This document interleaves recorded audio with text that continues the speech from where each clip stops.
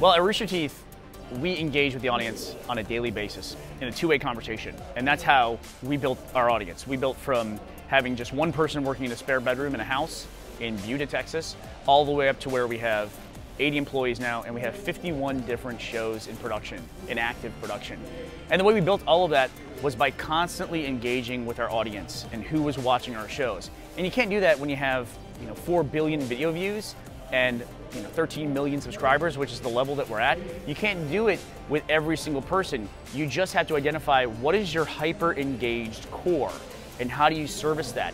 And it's from that core of die-hard fans, that's how you build a global audience. That's how we did it, at least.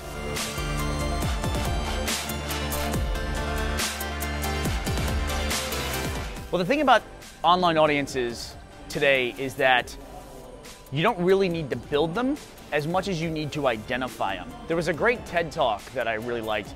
It talked about the power of the first follower and how the first follower is the most important person in the creative process. In a lot of ways, it's more powerful than the person actually creating the content, because it's that first follower, that one first person, that teaches everyone else how to interact with that it's okay to interact with it. This is a popular thing. This is something to be enjoyed and engaged with. And you can take that model and build it out where instead of just being one person, it's a core group of 100 people. And then from there, it's a core group of 1,000 people. And even after 12 years of working on content at Rooster Teeth, we looked at our most recent milestone, which is we crowdfunded our feature film. We set the record for the most funded film on Indiegogo. And the way we did that was with 35,000 total people. But 35,000 people is like 0.02% of our total audience. So it's not our whole audience that drives the new endeavors that we're making. It is this core engaged audience. And we did that by identifying them and servicing that core audience slowly over time. It's a very organic process. And then building and using them to help us make new content.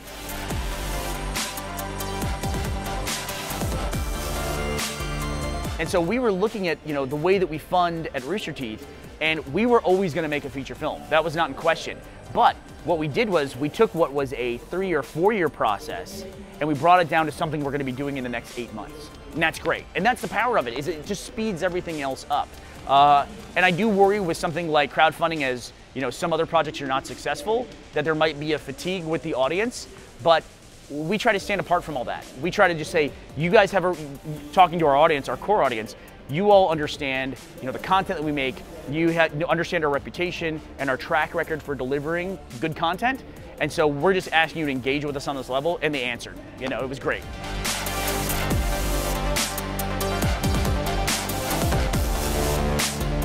People who are creating content for the first time today, they're doing it in an entirely different environment where I got started.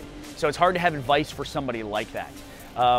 The biggest thing that I think is the biggest obstacle for them in that is that every minute on YouTube alone, 100 hours of footage are uploaded. That's one of my favorite stats, because it's 100 hours being uploaded, not watched, but uploaded. People are adding content to the overall catalog.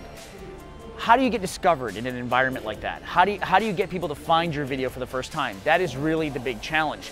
But it also means there's a lot of people that are actively engaging with YouTube, and they are watching that content. So it is possible that not everyone is going to see your content, but somebody's going to.